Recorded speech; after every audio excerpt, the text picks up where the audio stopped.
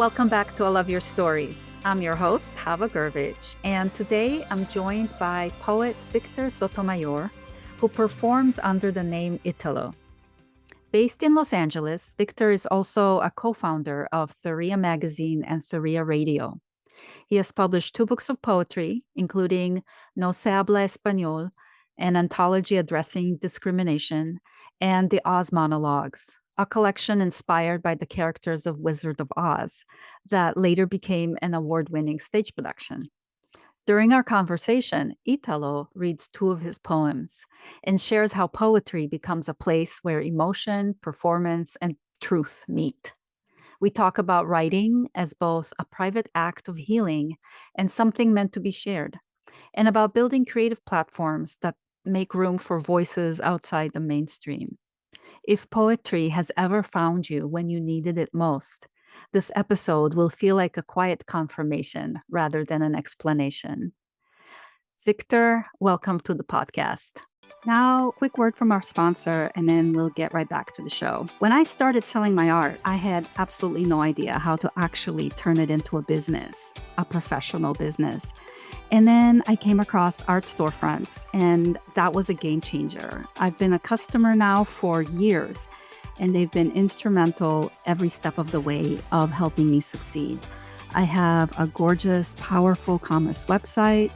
I have marketing tools and a membership to a community that is very supportive and teaches me how to succeed as an artist. Check them out, artstorefronts.com, and tell them Hala sent you.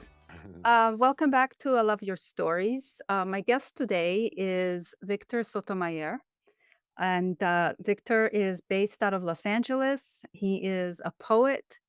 He's also the editor of an entertainment magazine called Theria Entertainment. And what else do I know about you? That's about it. So I'm gonna let you if you wanna just tell us a little bit about yourself and how you got to poetry and where you are now. Great. Well, first, thank you for having me on your podcast. I just talked to you earlier Yes. because I actually will be featuring you in our magazine called Theria magazine. So yes, my name is Victor Sotomayor, and I am the editor, also the co-founder of Theory Entertainment, and we have basically we're based in Los Angeles, yes. But we actually have expanded to international too. We actually have some people from South Africa that was in our magazine. So I don't know if that answers all your questions. Well, actually, it answers part of it, and I do wanna talk about the magazine, but first, a little bit about you. So, a little bit about your background and how you started in poetry. Uh, Okay, I can actually I can tell you a story because yes. I'm also a storyteller. Oh, and actually, the funny thing is that some people may not realize that we're all storytellers. Yes. We all talk about our stories, right?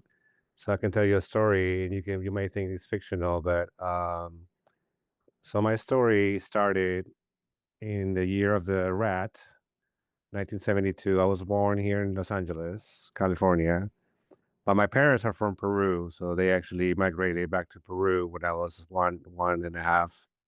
And I grew up in Peru, which is in South America. So my first language was actually not English. I learned Spanish first. Um, Now fast forward to when I got to come back here, um, and I wasn't sure what I was gonna do with my life. I thought I wanted to be an actor, in Hollywood and all. But things happen, and now I'm in my 40s. Well, right now I'm in my 50s. But when I was in my 40s, I discovered a passion of poetry, going to open mics here in the Valley, San Fernando Valley, North Hollywood area. And I used to actually be so shy about poetry, but they invited me to come to this open mic, and the host of the open mic, his name is Jeffrey Martin. It was just like I felt like at home. Mm. I felt like my guard was down for a moment, and everybody was sharing their poetry, and I'm not shy, but I wasn't sure at the same time about what I was going to share at the time, and so I think I read whatever I read, and you know how we are artists, we are very critical, right? So I think I just storm out of the place as soon as I was done. I'm like, I didn't drop the mic, but I was like, bye. Then I went outside. Um, and the host of the open mic, his name is Jeffrey. He was so touched by that piece that I shared, and I didn't realize people were paying attention.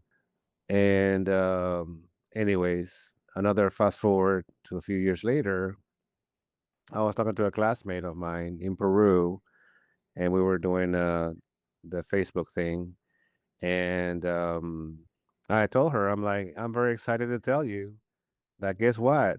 And she knew me since I was in high school or middle school, elementary actually. She said, "Oh, I told her, guess what? I'm a poet, and I go to these open mics, and it's amazing. I published my book, and da da da." And she's like, "Victor, I already knew that." And I'm like, "Wait a minute, what do you mean you knew that?" And I'm in my 40s, right? And she's like, "Wait, hold on a second, right?" And she stopped. She's typing, and I see the typing. I'm like, "What is she typing? Right? What is she typing?" And then suddenly that it dawned on me. Oh my God, are you sharing something that I gave to you back when I was 12? And she's like, "Yeah." And I'm like, "Wait a minute. I was a poet back in. Wait a second. I just blew my mind. How do you keep this for so many years?" Mhm.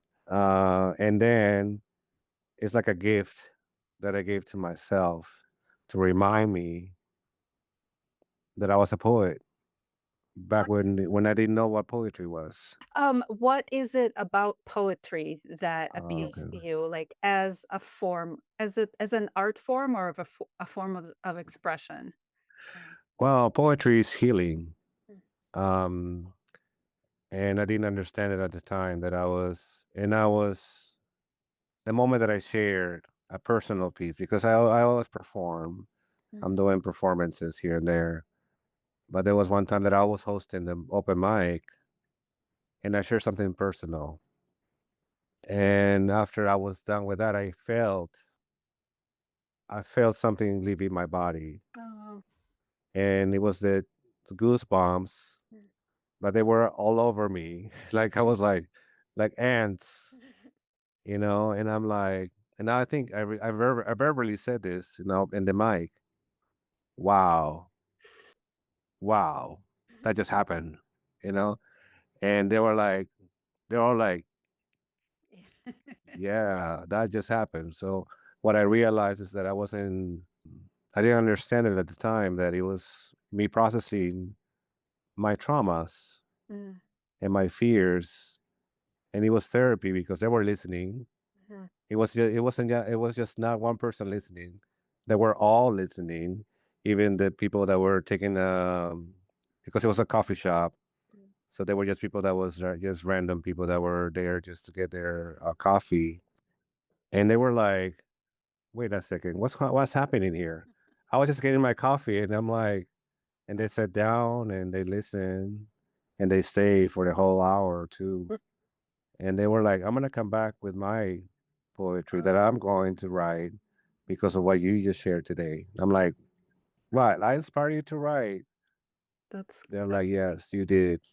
one of So the things that I'm hearing, and I'm not like poetry is not something that I've ever gravitated towards. So there is a kind of notion that poetry is something sort of up there, like Shakespeare, like something that's kind of hard and you have to study it and it's intellectual or sort of up there. But that's really not the case. That poetry is something that's very personal and immediate, or can be something personal and immediate. Um, and right. and a way to express yourself and connect. Um, I'm looking at the little bit of information I found about you. It says that you published 2 books, and the first book was, an anthology of poetry about discrimination titled No Se Habla Español. And the second one is a collection of monologues inspired by Mm. the characters of Wizard of Oz. Oh, it's blurry because 'cause you're blurring the back. Oh, I'm sorry. But that's also to mention that you do have a stage name as a poet, Italo. Yes. Um, I'm curious about that. Why have a stage name? Um,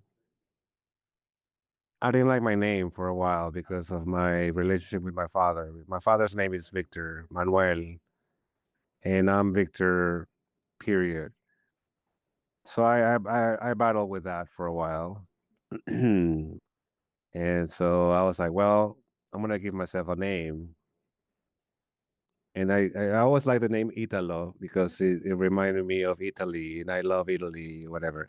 So I was like, Italo. That's it.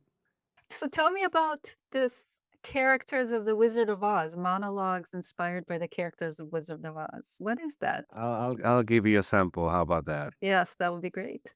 So what I'm gonna read, and this, by the way, took me all the way to Russia, and so I'll tell you the story after. But okay, so I'm doing the one that is my favorite. I perform it every time that they ask me to do a poem, and I memorized it, right? But I always have to have this just for my safety blanket, Yes. you know. But I will be performing as Italo. So if you don't know Italo, Now watch out. you will. Watch out. Okay, here we I'll go. be nice to you, but Yes. yes, this is actually a piece called Dear Dorothy. And you have to figure out who this person is.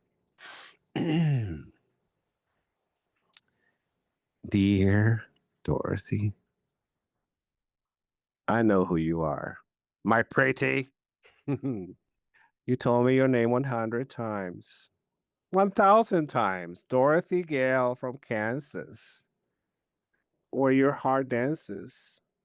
And you left your stances. Oh, poetry. Were you under a poet tree? Huh. I remember the first time I lost on you, your innocence, your charm, radiated all over us. And suddenly, everyone wanted to be you. They wanted a piece of your charm. Oh, well, I'm not like everyone, you see.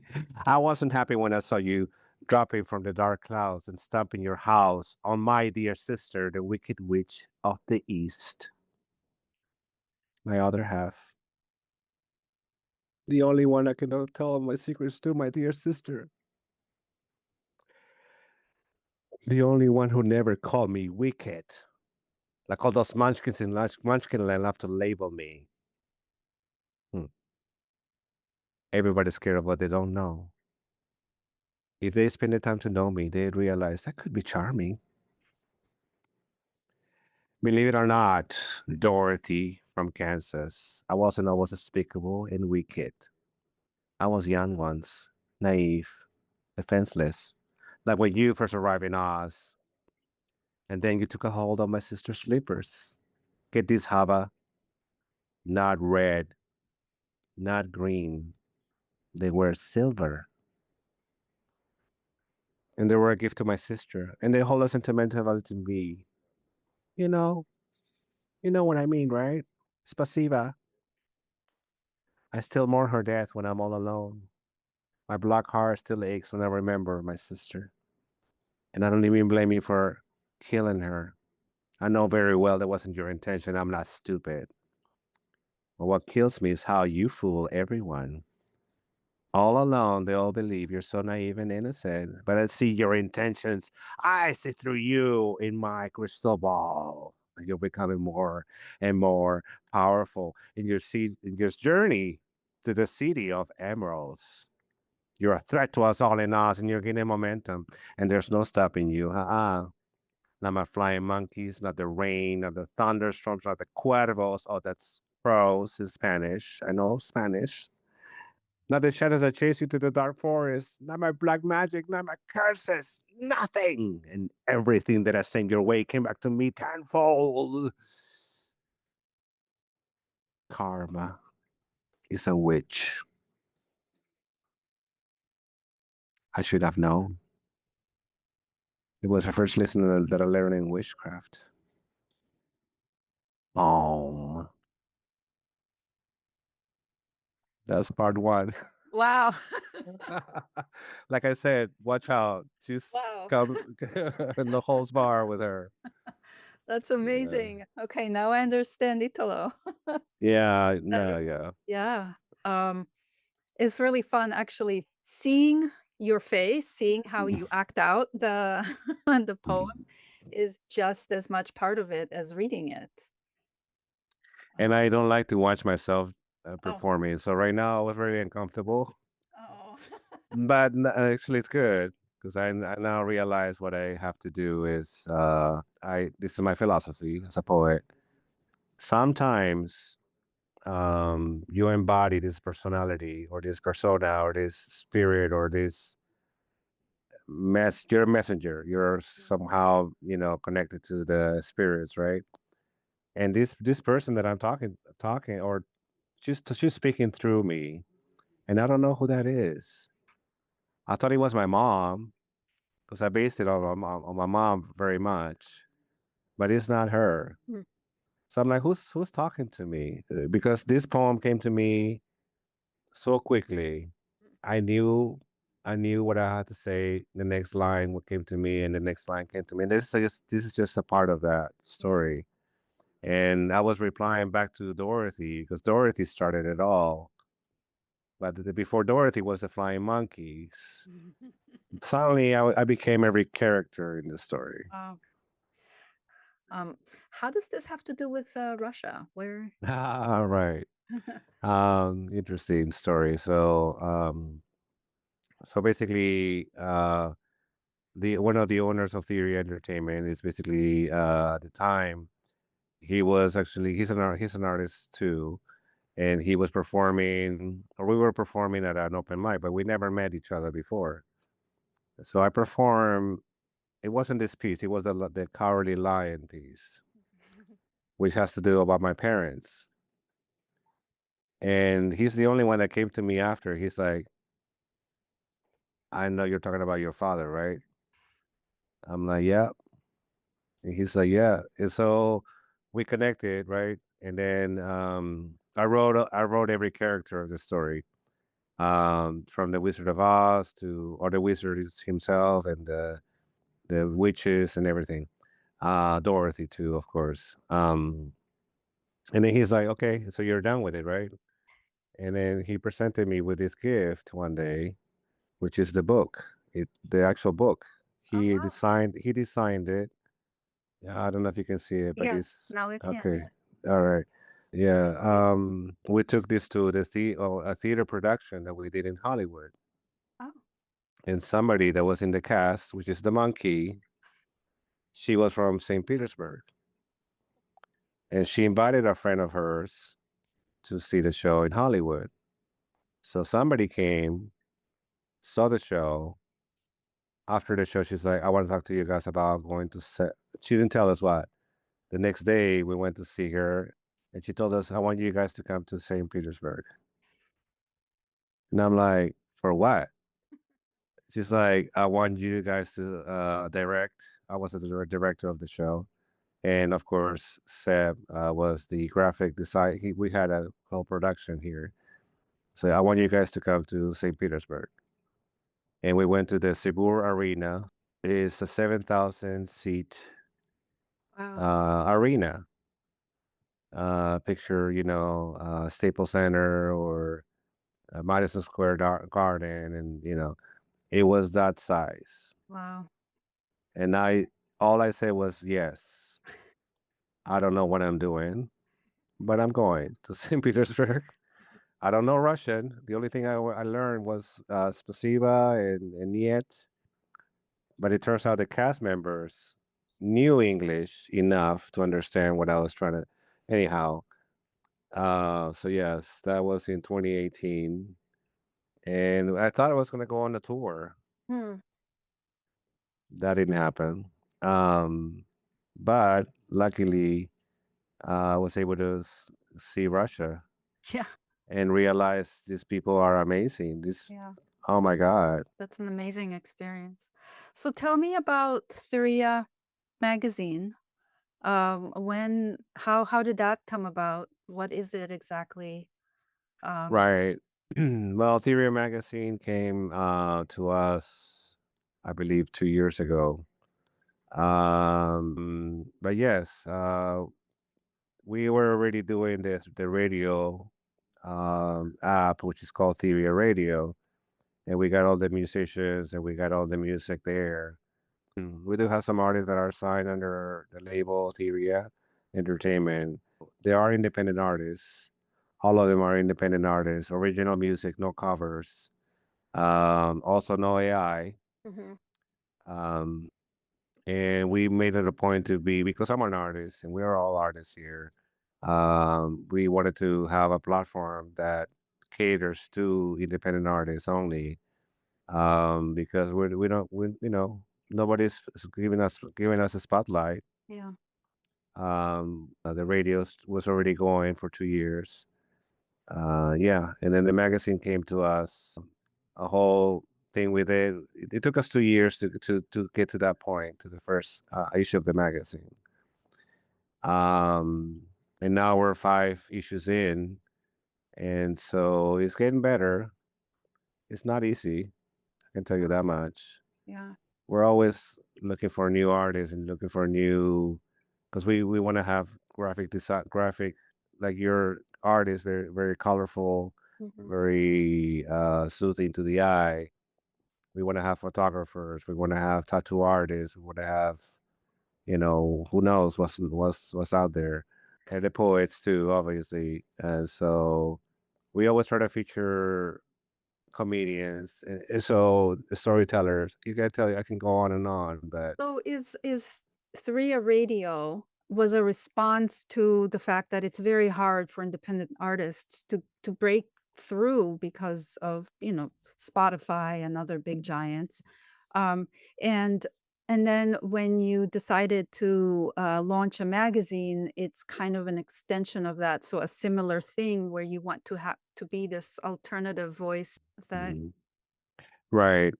mm, You may think that because you're on all these platforms, that you're gonna be famous and rich and famous. No. no, You may be in there, sure, but are they streaming your music? right? The music that is on to your radio gets to be rotated. So your song is Mm, on rotation, and we give them more exposure than you will get from the other social media platforms yeah. or the other streaming services, right? What genres of music you We have country music that I never knew was amazing. Rap music, hip hop, Spanish music. We have a section for that. okay. We have gospel, everything. Oh, wow. Okay. Heavy metal Oh, too. Some of alright. it, and Um, it's all uh, independent. So that's the yeah. point. Yeah, I'm definitely gonna have links to all of this in the notes for people to check out, and I will as well. I and actually, actually, I would encourage them to also submit their poetry and their music because if you're listening and you're an artist, all you gotta do is just yeah. submit your music or poetry. We'll feature that So let me ask you this: what are you most passionate about right now? poetry. Not only because it helps me, obviously, right? And I haven't even shared the other side of the poetry that I like to share that today, if I can. Um, that is more healing, or it's more personal, or it's more for me. Sometimes I write poetry for me that I will never share, or I don't feel comfortable sharing on social media Mhm. because social media is what it is. Sometimes you don't feel safe Yeah. sharing that on public platforms like social media. that's what we created Theria because and that's what I'm passionate about. Is my show on Theria Radio is called Theria Poetry. Mm. So I personally select. Well, some of them are submissions that I get. And there's all kinds of poetry. There's healing poetry. There's different formats, different the Filipino community, the Asian community, Hispanic community, the LGBTQ community. You can talk about every community has different poetry. Yeah. Um, Can you share something personal that you're yes, comfortable of sharing? course. Well, how deep you want to get? I'll share one that is, I wouldn't say personal, but it's more inspirational. Okay. That I was thinking about what we talked about earlier. So this is called Reflection on Feet. I know. That's a reaction that I wanted. So it goes like this. Where will your feet take you? Take off your shoes and free your toes. Feel the earth beneath you. Every step you take takes you farther than when you started. A human baby is unable to walk. Cognitive brain takes months and years to fully develop, and for a good reason. You have to know all the rhymes of the season from the moment you spring until you embrace the winter. Every leaf falling off the trees, every branch that sprouts, sometimes it needs to break away so you can grow. The trees are underrated, yet so wise. Imagine if they use their feet. Imagine them moving around, roaming about, yet they remain still. Their roots in the same place where their roots sprouted from. So imagine how trees may envy our free will. Imagine how much wiser man would be if they used their feet purposely. Many times we walk in the wrong direction, lacking sense, love, and affection, falling into temptation, afflictions, and addictions. And every step takes you farther from home until you discover the power trapped in your feet alone. How many steps do you take to get you here today? How many paths do you walk to get you standing there? Ground yourself, find your purpose, or you'll be walking inside a maze, walking in circles, repeating the same mistakes. You're in charge of your feet. Let them take you where you desire to be, where you need to lead and protect your feet, where they will take you far. Remember, you're blessed to have feet, and and you possess free will. Be wise and purposeful in your walk. Connect with your spirit, and they will dictate your road. That's poem. Wow. You're you're really opening my eyes as far as like what poetry can be. Maybe I need to give it a more of a chance than I Yeah. have. Um, Well, I have a question for you. yes. So, before we started talking about poetry, what was your idea of what's your idea of poetry right now or before? Um, kind of been an art form that I have not given much thought to. I have heard poems here and there, and I did take a poetry class in grad school. And it felt like a lot of work. We would read a poem, and then there was a lot of like interpreting what it might mean, and Yes. every word had so much meaning, and Mm. which was really interesting as an academic exercise. Yeah. But it left me feeling that poetry has to be has to be received in this kind of rigorous intellectual setting. Yeah. That and I think this is a similar way that some people think about art, um, especially if they feel like art is just the stuff that you see in a museum and that you don't understand, and somebody has to Mm. explain to you why, why it's art kind of thing. Um, but I would say primarily I haven't given it that much thought. Right. That's the main thing. Well, and I'm actually the reason I'm asking that question is because, well, first of all, I wanted to see your impression of what poetry, what your impression of it was or is, but also because I thought the same thing. Mm.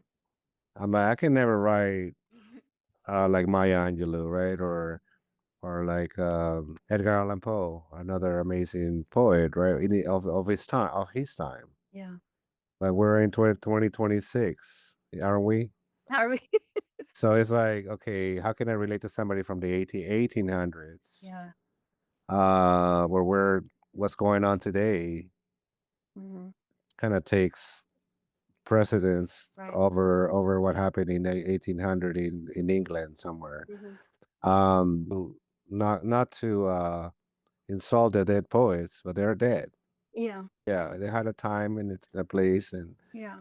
we still celebrate them Yeah. It's kind of like saying that Michelangelo or even Picasso is all there is to art. apart. And they're always going to be valuable and there's always going to be something to learn. Um, but they don't represent everything that's happened since. Right. And yeah. Another thing too, because I have poems that are way deeper than that one. Mm.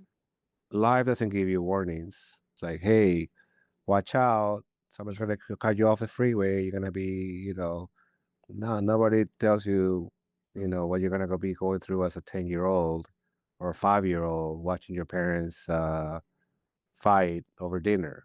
Mm. And you're like, what's happening? Everything was fine yesterday. And so,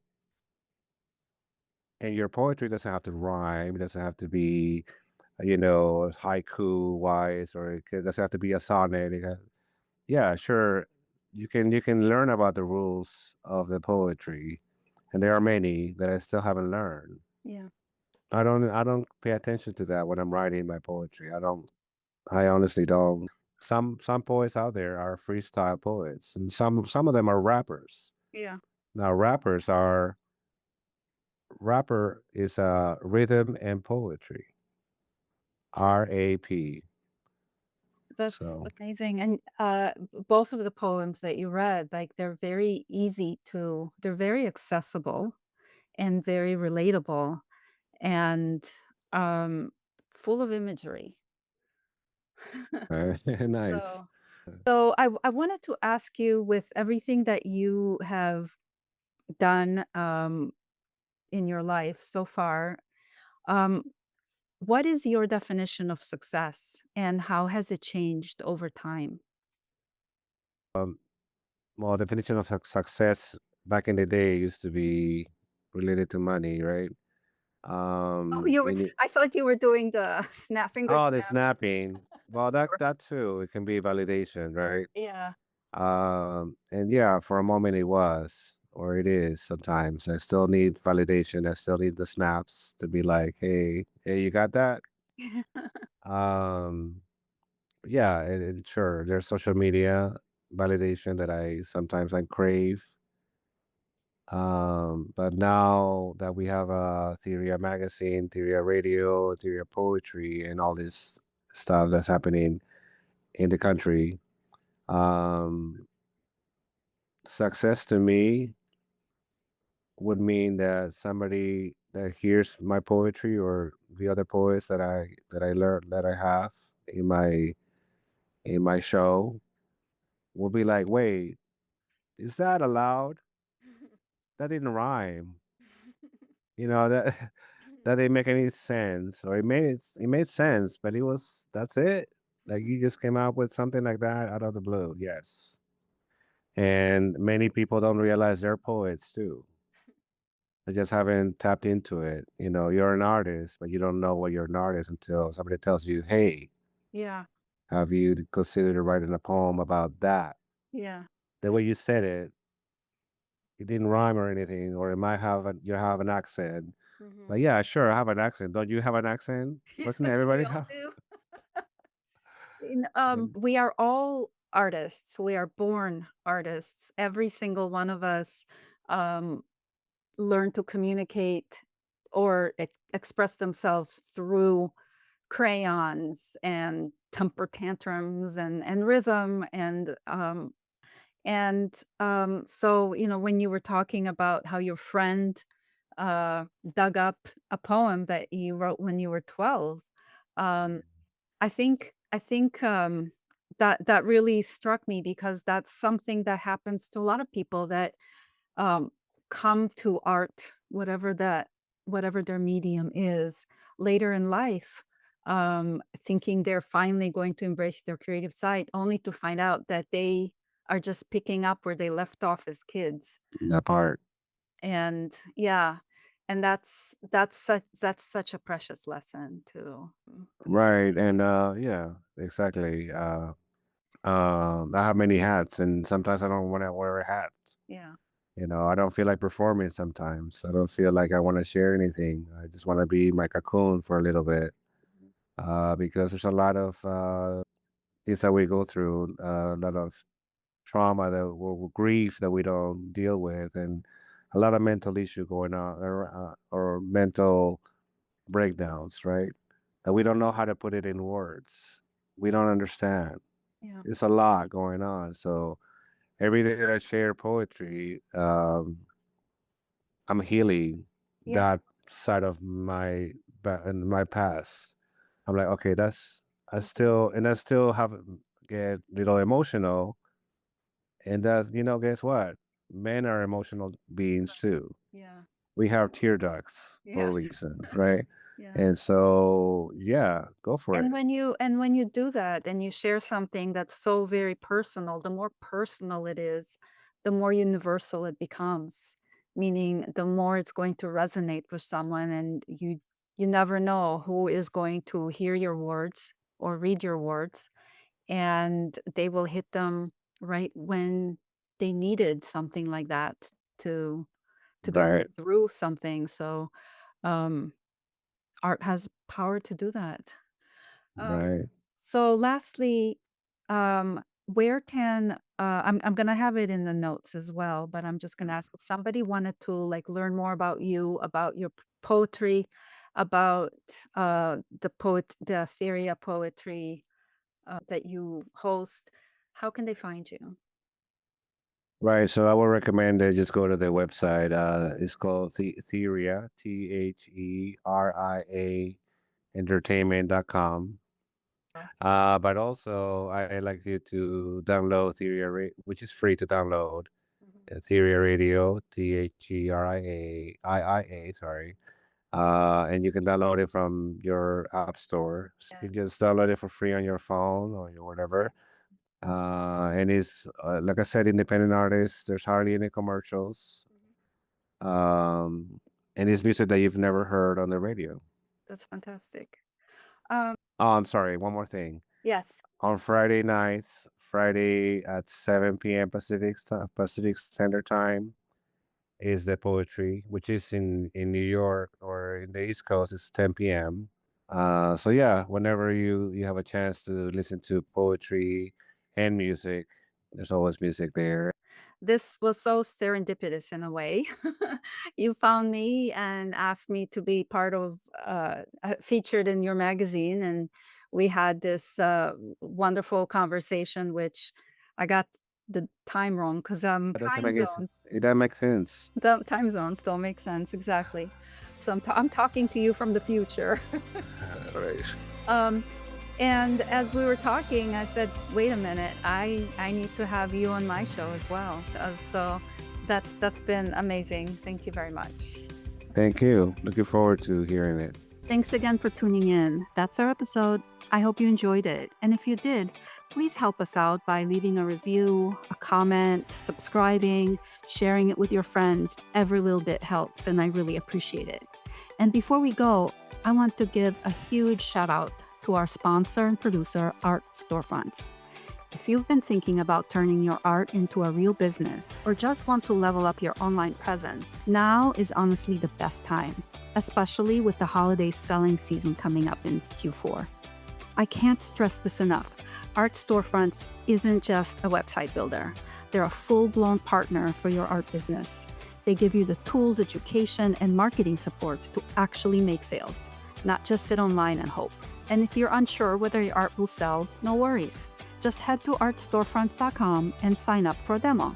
They'll give you a free art review and a marketing assessment of your art to show you exactly what's possible. So go to artstorefronts.com, tell them Hava sent you, and I'll catch you on the next episode.